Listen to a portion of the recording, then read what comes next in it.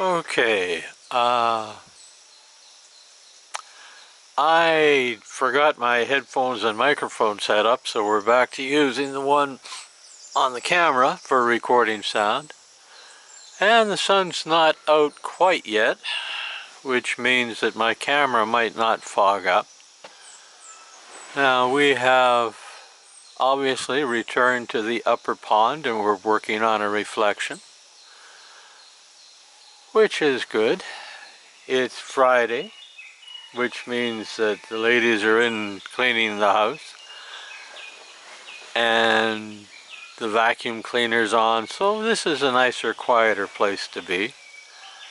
Yesterday, Myra went down and talked to the government organization that runs the septic tank pumping organization.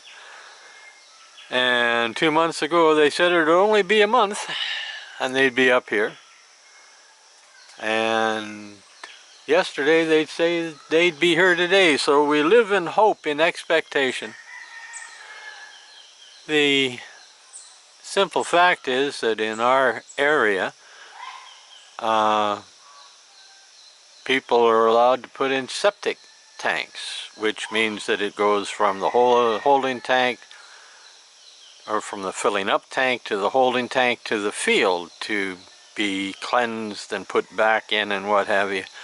And that field needs to be about 1,500 square meters. There isn't 1,500 square meters of field below anybody's house up here. We almost have it with one neighbor. There may be that much field between us and him. I'm not sure, but nobody else does. So we have a holding tank, being reasonable about the environment. And we set it up so that it takes a year to fill it up, but with 6 months to go, 6 months into it, we get the order in for the pump truck, and if we're lucky, somewhere between 8 and 10 months into the 12-month full, they'll get here to pump it out. So hopefully our toilet never backs up entirely. That's the theory anyway.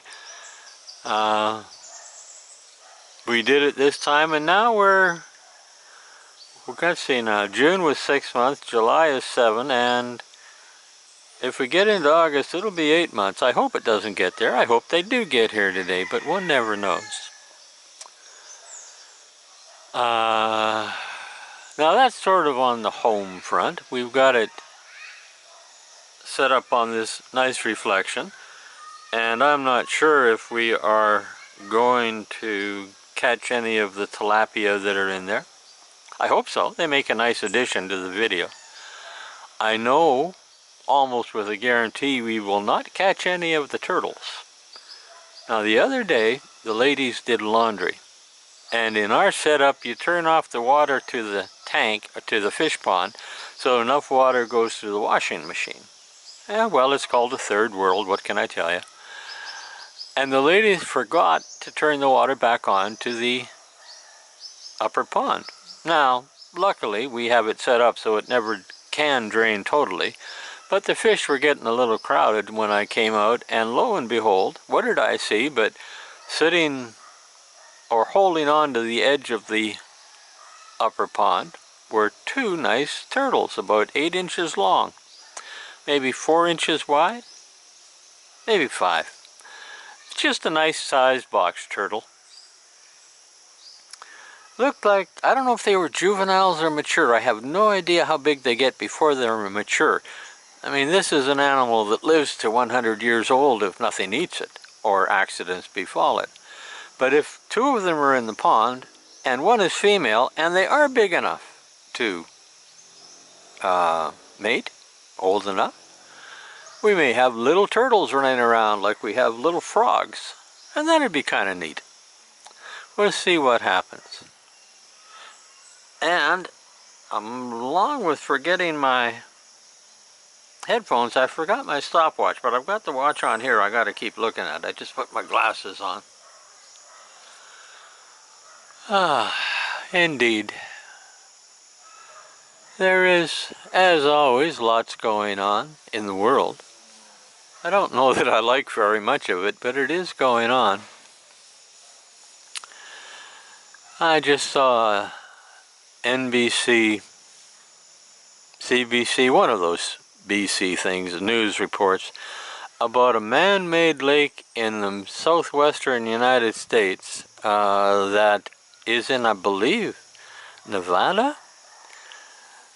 And it contains the water for multiple cities and farm lands and crops.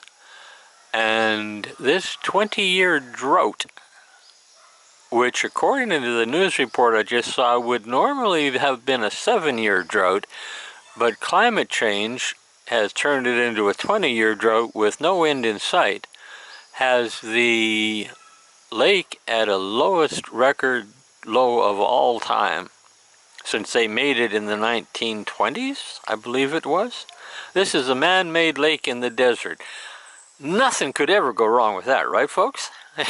Well, guess what? And they asked the scientist person in charge what he thought. How do you solve this problem? And he said, well, we can do this, but we've got to change our usage habits, how they use water. He said it's obvious we cannot evacuate the cities, and this includes places like Las Vegas. So yeah, it would be hard to evacuate that and shut it down. But they got to change how they use water. Don't know that they will, but the federal government down there has given the state governments, and there's I think 7 of them that work together on water usage in that part of the world. And the feds have given the states 6 months, and it's already 2 or 3 months into the 6 months, to come up with a plan for water conservation, or they're going to declare their own emergency and step in and make new rules and new regulations. It's that serious down there. Combine that with the ongoing heat wave in the rest of North America and Europe, around the world actually, and you begin to run into a problem with growing crops because you're running out of water. There have been multiple reports out of Europe on rivers that are running dry and crops that are not going to work. And that's no good for the wine producers because it's running through some of their valleys. You've got that problem. You throw into the mix the Russian-Ukrainian war, which is affecting the grain for over 40 million people worldwide, and you're beginning to end up with a world food shortage. People are concerned about the price of gas in their gas tank. Well, fair enough, it is getting high. Not having a car, I don't worry too much about that, but I do cook with propane, so it's gone up too. But I think you're really going to start to hurt, folks, when you start finding your grocery bill going up alarmingly come about August, September, October, November.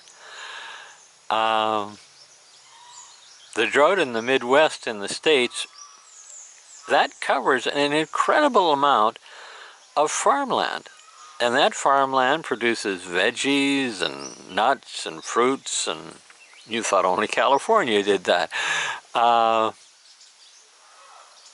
it's going to affect the bottom line in the grocery store because there's not going to be as much. Combine that with there's not as much, and the vehicles that transport it are going to be charging more. Why? Because their fuel costs more, and their lubricants, and their tune-ups. Inflation is going to be a real bummer by the end of this year. That's just the way it is. Now, if you go back to World War II, you'll find that America, Europe, Britain, especially Britain and America, they're the allies, and they were not, for them, especially, well, yeah, Britain and America, they started growing victory gardens.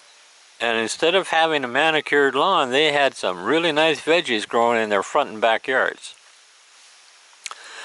Here's a suggestion. Check out how to do a victory garden in your own location. We have got ours going now, and it is producing vegetables and is lowering the cost of our food.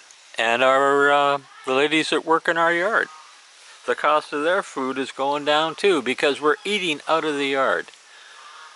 We've already had meals for the tilapia. We're constantly eating beans and peach eye and other green leafy things. The squash is coming along. By November, December, we're going to be eating peanuts, which will make a nice treat at Christmas. We have papaya that is maturing, and green onions, strawberries that we're munching a little now and again just for an added flavor. We don't get a lot at once, but they're there. And we have sayote, which there's 5 of them. Oh, great, here comes the rain. Anyway, folks, to avoid the rain, I'm going to have to cut this relatively short, I guess. And I've lost much of my reflection. I just looked in my mirror and found out. The little green stuff we have is covering it. I think I can hear the rain. Yes, I can. Okay, it's time to shut this down. It's going on 12 minutes. You've heard enough of mine. Look into vegetable gardens. Look into taking the bus. Forget about driving your car so much. Conserve water.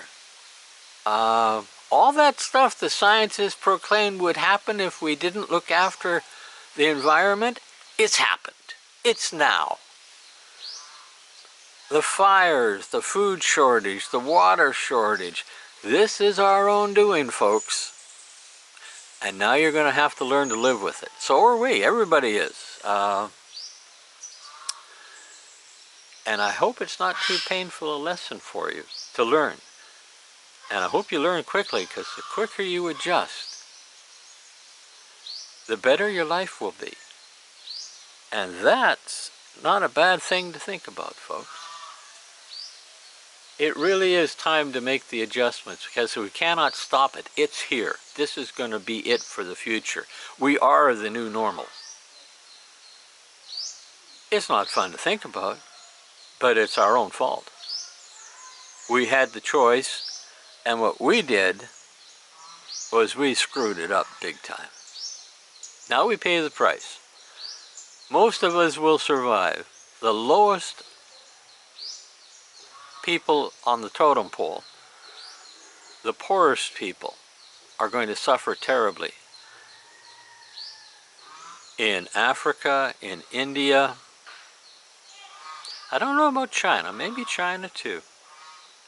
Certainly in America and Canada, those on the low end of the pole are going to have a real problem, because the people in the middle are going to get the resources. I mean, it's just coming to that, folks. Resource wars in the country you live in. It's down the road a bit yet, but it won't be too long. If we start conserving now, if we change our habits, we don't have resource wars. I don't think we will, but that's sort of the option that's there if we want to take it. If we can get smart, we can stop a lot of very ugly stuff from happening. And we do it through conservation. We do it through cooperation. We do it through local groups that go out and help each other. You can do this if you want to. Your future is in your own hands. That's a fact. And that's enough for now, folks. I have preached enough on this subject. I will shut this off and go load it into my video, or my blog. Now, I hope you enjoy this. Think about it. It might make sense. And do something, which would be kind of neat.